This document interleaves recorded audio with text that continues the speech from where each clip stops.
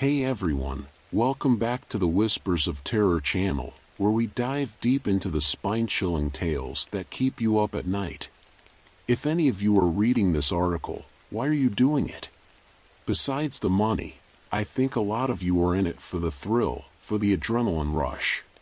But where's the limit? When does excitement turn into panic? Don't get me wrong, taking a little risk is good for the soul, but in any situation, there are just too many things that could go wrong. I've always been an avid follower of adventure and mystery. So, when I stumbled upon the case of Kenny Veach, a seasoned YouTuber and hiker who vanished after exploring a mysteriously shaped cave, my curiosity was piqued. Kenny's disappearance didn't just fade into the background like so many other lost hiker cases. It ignited a wildfire of speculation. Was he abducted by aliens? Did he succumb to some hidden psychological turmoil?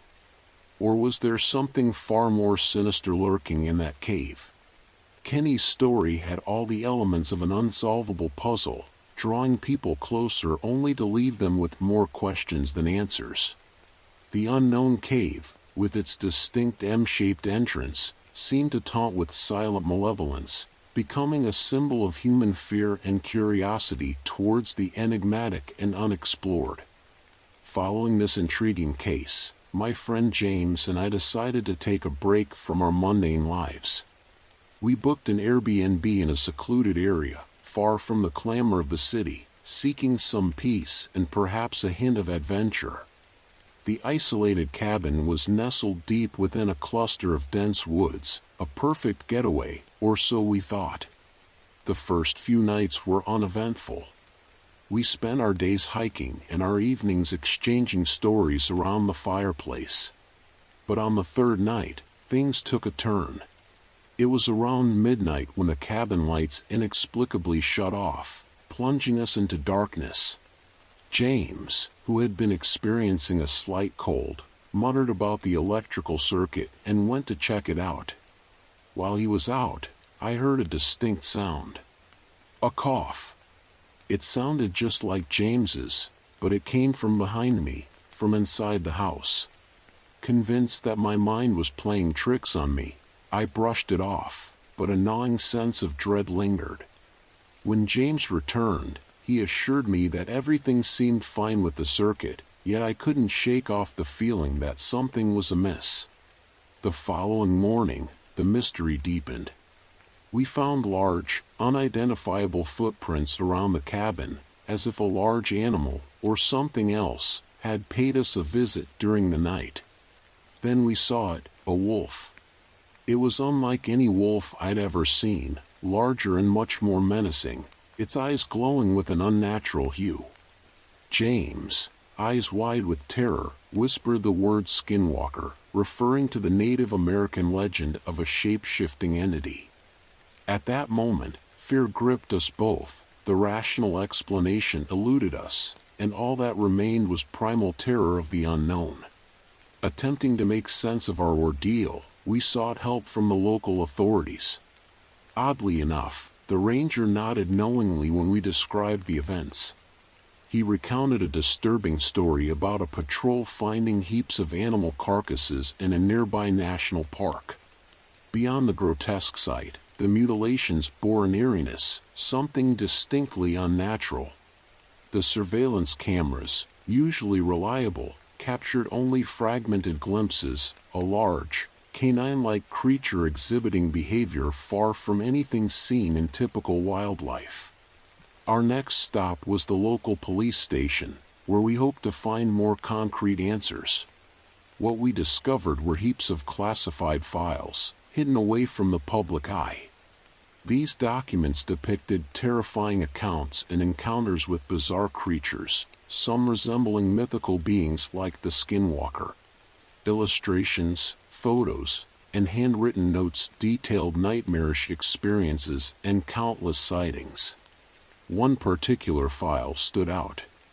It described an encounter much like ours, an eerie similarity not just in the circumstances but the details of the creature seen. It became evident that these incidents were not isolated. The dread these stories instilled was profound, revealing a reality fraught with secrets and entities beyond ordinary comprehension. Reflecting on our experiences and the stories from those archives, a chilling realization set in. Humanity's veneer of security and understanding is gossamer thin. The shadows conceal more than we care to acknowledge, and the unknown beckons with a sinister allure. Each mystery, each unexplained disappearance, and each supernatural whisper hints at truths too terrifying to fully fathom. As I pen down this narrative, I can't help but wonder about Kenny Veach and the cave that swallowed him whole. Did he, too, encounter the unknown that now fills our dreams with dread? Was his disappearance the handiwork of some celestial abductors, or did he uncover a hidden passage into a world of unfathomable horrors? We might never know, but the veil of shadows remains, teeming with possibilities that challenge the very fabric of our understanding. Humanity, ever curious yet undeniably fragile, stands trembling at the edge of this abyss, forever haunted by the specters lurking just beyond the light. In our pursuit of knowledge, we must remember that some doors, once opened, can never be closed. The thrill of discovery comes with the risk of confronting what should perhaps remain in the shadows, lurking, waiting, and ever so patiently drawing us into the depths of the unknown.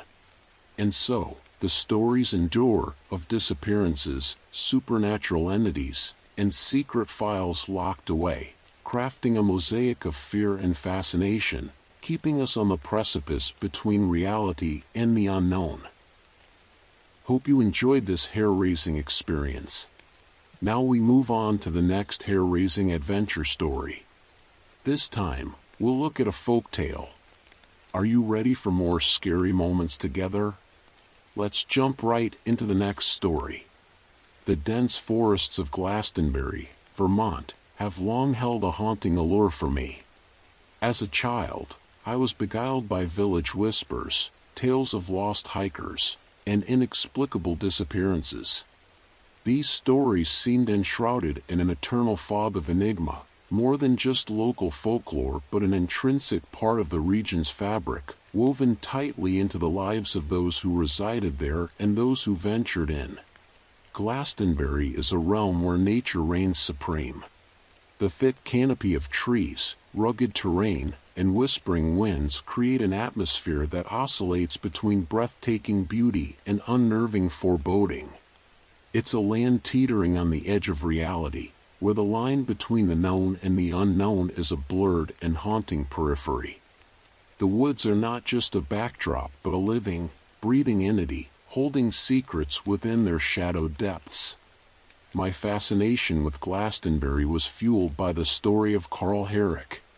In 1943, Carl embarked on a hunting trip with his cousin Henry. Both men were seasoned outdoorsmen, intimately familiar with the land and its secrets. On that fateful day, however, something went horribly wrong. Carl vanished without a trace, leaving only a trail of footprints that led to an area where the ground was mysteriously undisturbed. Days later, Henry discovered Carl's body, his chest crushed and his face locked in a visage of sheer terror. The cause of death was never determined, and the enigma of what befell Carl Herrick remains unsolved to this day. The forest had claimed him in a way that defied logical explanation, leaving behind a mystery as chilling as it was unfathomable. Then there was Mid-Dye Rivers, a respected guide who disappeared in 1945 while leading a group of hunters. Mid-Dye, with his deep knowledge of the woods, vanished without a trace, leaving behind only a lone rifle cartridge. Despite a thorough search, no sign of him was ever found. It was as if the forest had swallowed him whole. Middy's disappearance was particularly unsettling due to his expertise and familiarity with the terrain, making it inconceivable that he could simply get lost. The forest, it seemed, could erase even the most experienced outdoorsman without a trace. The most confounding case, however, is that of Paula Weldon, In 1946, Paula, a college student, decided to hike the long trail. She was last seen by a group of hikers who gave her directions. When Paula didn't return, a substantial search was mobilized. Despite the effort of hundreds of volunteers and law enforcement officers, Paula remained missing. Her disappearance is one of Vermont's most enduring mysteries. Paula's case struck a nerve with the public, her smiling photographs a stark contrast to the dark unknown that enveloped her fate. The urgency and scale of the search underscored the community's desperation to bring her home, yet the forest withheld its secrets. As I delved deeper into these cases, a chilling realization took root: there was more to these disappearances than met the eye. Theories abounded, from animal attacks to abductions, but none fully explained the eerie similarities and the volume of people who had disappeared in such a confined radius. The sheer number of cases, each with their own twists and chilling details, painted a picture of a landscape that was not just infamous, but perhaps malevolent. Each new story I uncovered reinforced the idea that these woods were an enigmatic force unto themselves, capable of swallowing individuals whole with neither cause nor explanation. While the stories of Glastonbury were sufficient to unsettle me, it was the case of Stephen Kabatsky that truly sent shivers down my spine. Stephen's tale is among the most perplexing and intriguing of the missing 411 cases. Stephen, a student at Hope College in Michigan and an avid outdoorsman, embarked on a solo cross-country ski trip near Lake Michigan in February 1978. When he didn't return, a search party was organized. They found his skis and poles abandoned on the ice, and it was assumed he had fallen and drowned. The search party's grim conclusions seemed inescapable: he had ventured into the wilderness, never to return. 15 months later, Stephen reappeared. He was found in Pittsfield, Massachusetts, over 700 miles from his disappearance site, with no memory of the past year, only a vague recollection of waking in a field wearing unfamiliar clothes. Stephen's vanishing and sudden return defied logic and explanation. The nature of his return only deepened the mystery, leaving everyone to wonder what had happened during those lost months. His inability to provide answers, coupled with his evident distress, suggested that whatever he had endured was beyond the grasp of conventional understanding. I managed to find Stephen, seeking an interview and hoping for answers. He was hesitant, bearing visible pain as he recounted what scant memories he had. He spoke of strange dreams and an oppressive feeling of being watched, yet he had no concrete details. It was as if a mental barrier shielded him from the harrowing truth of his experience. His story was filled with gaps, each question met with a painful silence or a frustrated shake of the head, reinforcing the notion that some experiences are too cryptic or horrifying for the human mind to fully process. Stephen's predicament seemed to highlight the incomprehensible nature of the forces at play. The more I researched these cases, the clearer it became that easy answers were not forthcoming. Theories ranged from the plausible to the utterly bizarre. Some suggested a serial killer, others speculated alien abductions or interdimensional portals. Each theory had its proponents, yet none provided a full and satisfying explanation. The diversity and implausibility of the theories spoke to the desperation felt by those seeking answers, as well as the deep void of understanding surrounding the phenomena. It became evident that the closer one looked, the more the shadows seemed to deepen, revealing an unsettling vacuum where certainty should reside. A compelling theory was presented by David Paulides, a former police officer who had dedicated his life to investigating missing 411 cases. Paulides believed there was a pattern, pointing to something far more sinister than accidents or foul play. He noted that many victims were experienced outdoorsmen, unlikely to get lost, and highlighted the strange circumstances surrounding the disappearances, unusual weather patterns, and the discovery of victims' belongings in previously searched areas. Paulide's meticulous research provided a structured narrative to the chaos, suggesting that these incidents were part of a broader, perhaps more deliberate, mystery. His work highlighted the eerie commonalities and pointed towards an organized series of events that defied ordinary explanation. Paulide's work had gained significant traction, and his books on the subject were bestsellers. I sought him out for insight into his theories. Paulides, a man of few words, conveyed his passion for the subject clearly.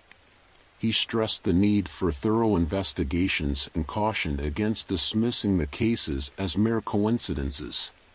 His dedication was palpable, as was his frustration with the lack of official recognition or action towards these cases.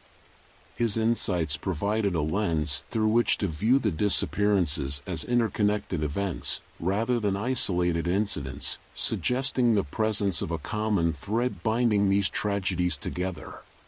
Writing this story, I often found myself gripped by unease. The woods of Glastonbury and the shores of Lake Michigan were majestic, yet they harbored a malevolent darkness that was hard to comprehend. The people who vanished were real, their lives curtailed by an incomprehensible force. Their families and friends were left with only questions and the haunting silence of the unknown. Each keystroke seemed to summon the shadows of those lost, a chilling reminder of the human faces behind the statistics, of dreams and lives cut short by an unseen hand. I often visualized Paula Weldon, traversing the long trail, oblivious to her impending fate. Or Stephen Kabatsky, waking up disoriented in a field, with no recollection of his lost year. These tales are more than mysteries, they are a stark reminder of life's fragility and the thin veil separating us from the unknown.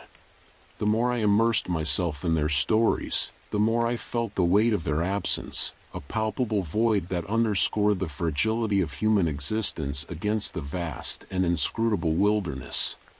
As I continue investigating the missing 411 cases, the importance of maintaining an open mind is ever more apparent.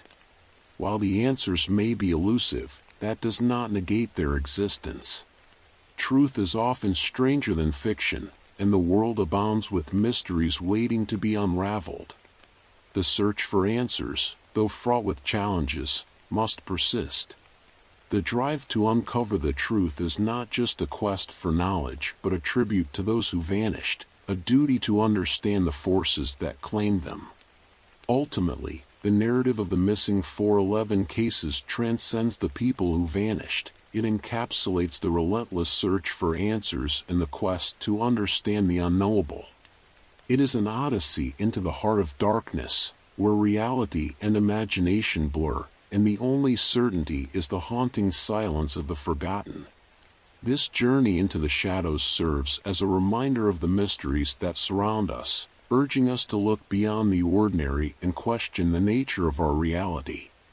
The stories of the missing are a call to vigilance, a prompt to acknowledge the forces lurking at the edges of our understanding. Hope you enjoyed this hair-raising experience. Now, we move on to the next creepy folk horror story. This time, we move on to the next horror story. Are you ready for more scary moments together? Let's jump right into the next story. When I look back at my teenage years, the memories are clouded with darkness and despair. My journey through the Ivy Ridge Behavioral Correction Program and Cross Creek Academy left scars that have taken years to heal. This is my story, a tale of survival and resilience, and a call for change in how we treat our troubled youth. I was 16 when my life took a drastic turn. My mother had passed away a year earlier, and my father, unable to cope with his grief and my rebellious behavior, decided that I needed help. That's how I ended up at Ivy Ridge, a behavioral correction program that promised to reform troubled teens. From the moment I arrived, I knew something was wrong. The staff at Ivy Ridge were cold and unfeeling, treating us more like prisoners than students. We were stripped of our individuality, forced to wear identical uniforms, and subjected to a strict regimen that left no room for personal expression. The days were long and grueling, filled with endless chores, monotonous classes, and harsh punishments for the smallest infractions. After a year at Ivy Ridge, I was transferred to Cross Creek Academy, another so-called therapeutic boarding school. If Ivy Ridge was a nightmare, Cross Creek was hell on earth. The staff were even more authoritarian, and the punishments more severe. We were constantly monitored, and any attempt to resist or question the rules was met with swift and brutal retribution. Life at Cross Creek was a daily struggle for survival. We were forced to participate in grueling physical exercises, often as punishment for minor infractions. The food was barely edible, and medical care was almost non-existent. Many of us suffered from untreated illnesses and injuries, but our complaints were ignored. The staff used a system of rewards and punishments to control us. Good behavior was rewarded with privileges like extra food or a few minutes of free time, while bad behavior was met with harsh punishments, such as solitary confinement or physical labor. It was a constant battle to maintain a semblance of dignity and self-worth in an environment designed to break us down. The emotional toll of my time at Cross Creek was immense. I was consumed by feelings of fear, loneliness, and despair. I missed my mother terribly and felt abandoned by my father. The sense of betrayal was overwhelming. I couldn't understand how he could send me to a place like this, where I was subjected to such cruelty and abuse. I often thought about running away, but the fear of being caught and punished kept me in line. Instead, I retreated into myself, building walls to protect what little remained of my spirit.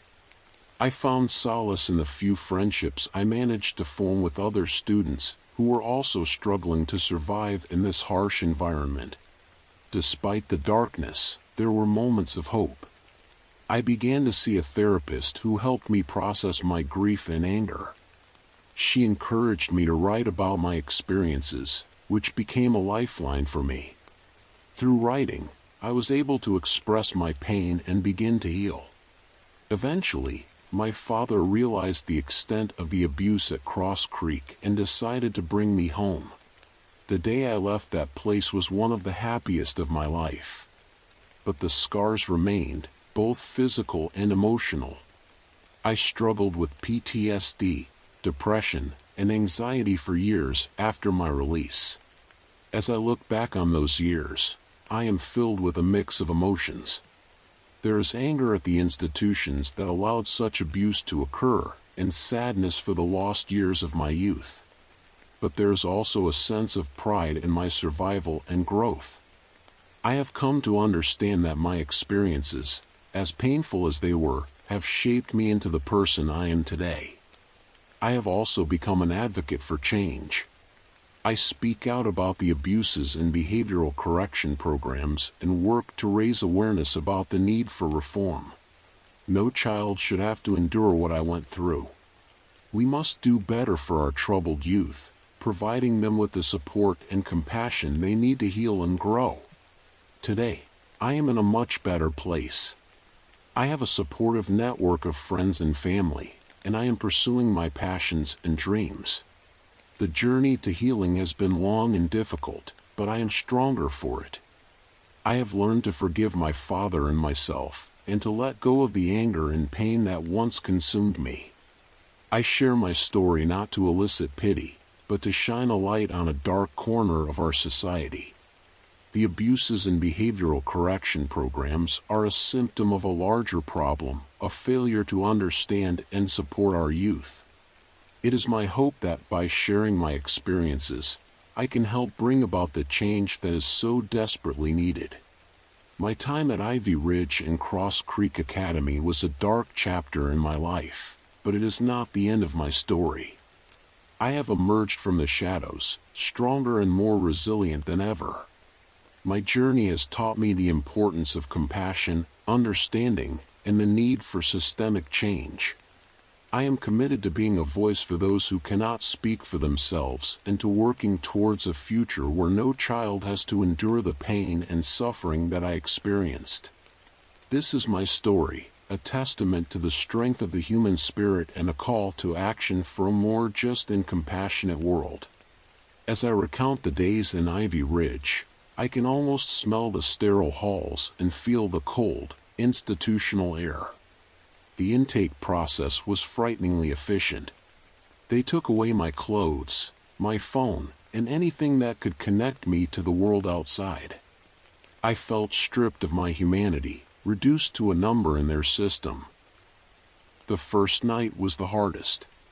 I lay on a thin mattress in a small, bare room, staring at the ceiling.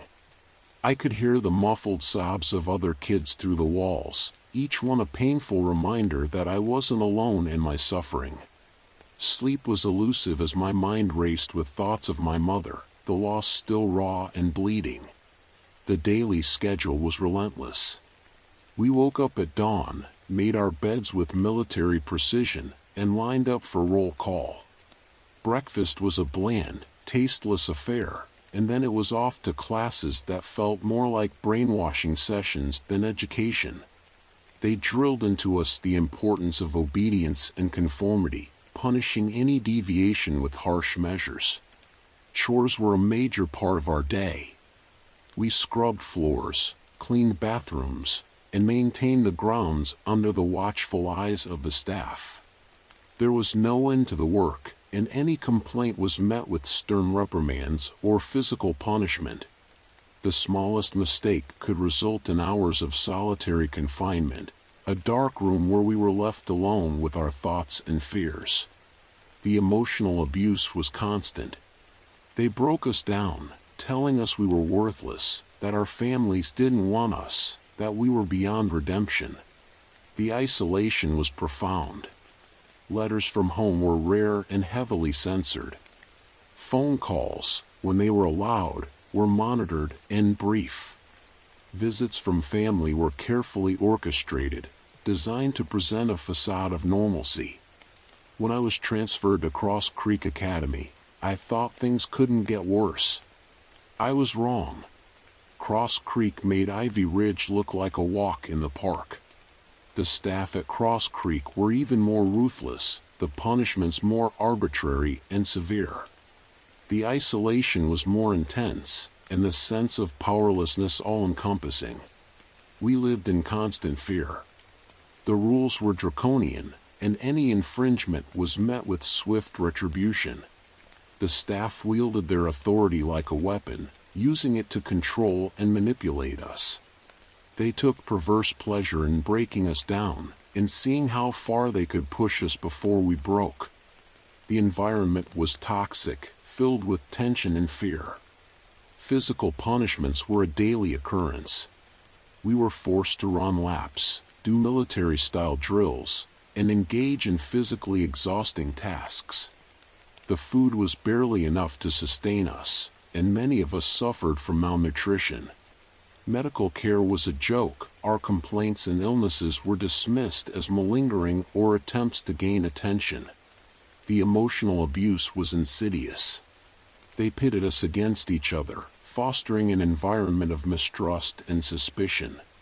Friendships were discouraged, and any sign of solidarity was quickly crushed. We were made to feel alone, isolated in our suffering.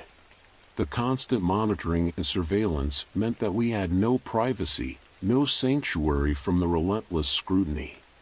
Despite the pervasive darkness, there were moments of light.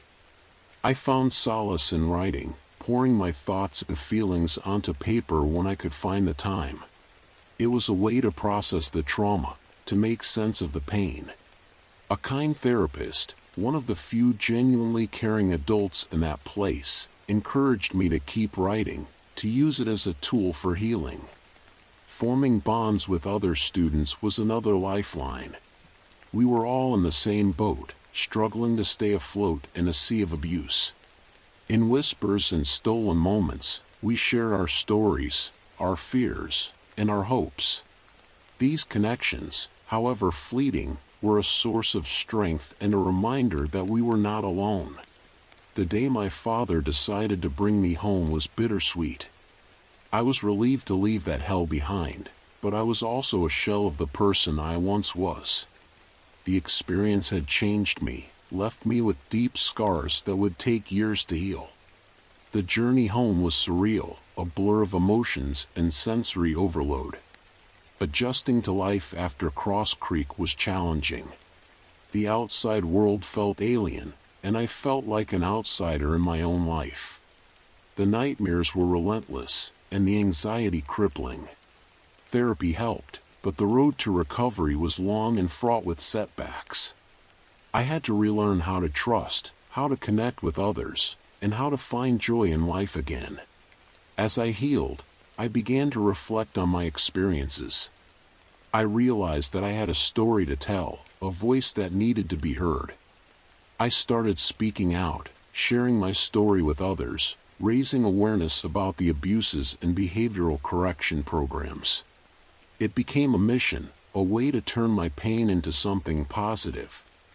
I reached out to other survivors, forming a network of support and advocacy. Together, we worked to bring attention to the broken system, to push for reforms that would protect future generations from the horrors we endured. It was empowering to know that I could make a difference, that my voice could contribute to meaningful change. Today, I am in a much better place. I have rebuilt my life, surrounded myself with supportive and loving people, and found my passions. The journey to healing is ongoing, but I am stronger and more resilient for having faced and overcome the challenges of my past. I have learned to forgive my father for his choices, understanding that he was struggling with his own grief and pain. I have forgiven myself for my actions as a teen, recognizing that I was doing the best I could in an impossible situation. Letting go of the anger and resentment has been liberating, allowing me to move forward with my life. Sharing my story is not about seeking pity. It's about shining a light on a dark and often ignored issue. The abuses and behavioral correction programs are indicative of a larger societal problem: our failure to adequately support and understand our troubled youth. It is my hope that by sharing my experiences, I can help bring about the change that is so desperately needed. My time at Ivy Ridge and Cross Creek Academy was a dark chapter in my life, but it is not the end of my story. I have emerged from the shadows, stronger and more resilient than ever. My journey has taught me the importance of compassion, understanding, and the need for systemic change. I am committed to being a voice for those who cannot speak for themselves and to working towards a future where no child has to endure the pain and suffering that I experienced. This is my story, a testament to the strength of the human spirit and a call to action for a more just and compassionate world. Hope you guys like this creepy shadow. Now, let's move on to the next spine-chilling horror story. Ready to experience more thrilling moments together?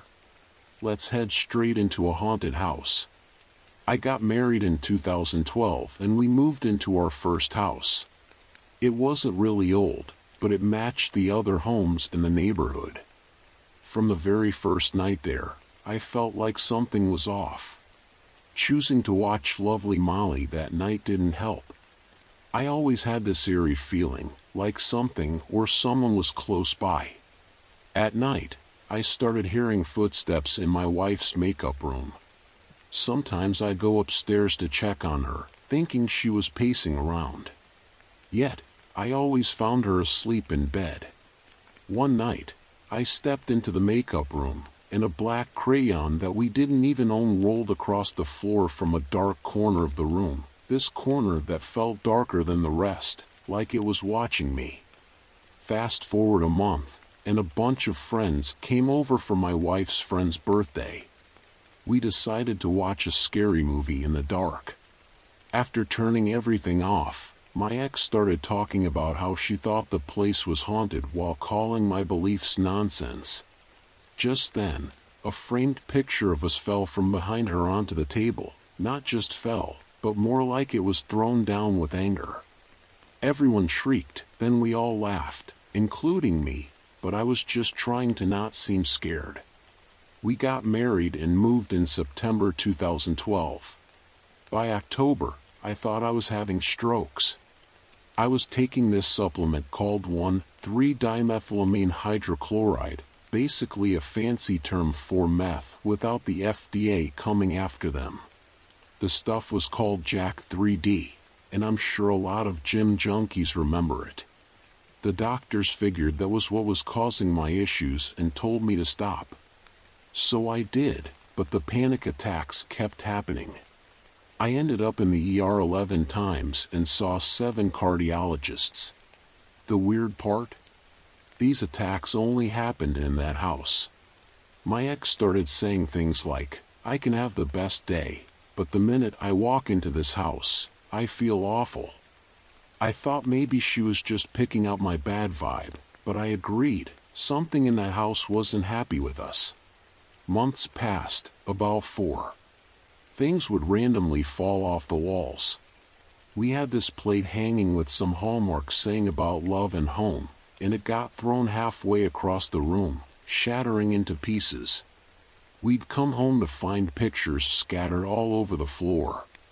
Toilet paper would unravel, which my ex blamed on our tiny teacup Pomeranian, like there's no way he stood on his hind legs and unraveled a roll that was way too high for him.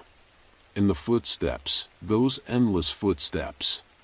The scariest moment was one winter night. My puppy was on my lap, and suddenly, he stood rigid, muscles tense, tail pointing straight up. I heard the footsteps again. This time, they were particularly loud. I felt like our home was being threatened. Henry growled as the steps moved from one room to the hallway, then headed down the stairs into the living room. I didn't even look, I just grabbed Henry and we bolted out the front door. I stood there, staring at the looming brick structure, feeling like it was watching me through its upper windows, with a gaping door that felt like a mouth. The basement was the worst. We were both terrified of it, and she wouldn't go down there without me. Finally, we got the undeniable proof we were waiting for, clear evidence that something not of this world was with us and that we needed to get out. Her stepdad and mom came over, and my stepfather-in-law was on the couch watching football while they chatted in the kitchen. We had a hanging plant in the dining room, and as they talked, the plant started swinging, like really swinging. I swear, not even a storm could have moved it that much. My ex yelled for me and I walked in to see it swinging back and forth, as if something was pushing it. Her mom, a tough woman and jail captain, yelled, "Whoever you are, you need to leave this house. It no longer belongs to you." The swinging gradually slowed down, and when I turned around, the front door was shutting on its own, no breeze, no wind.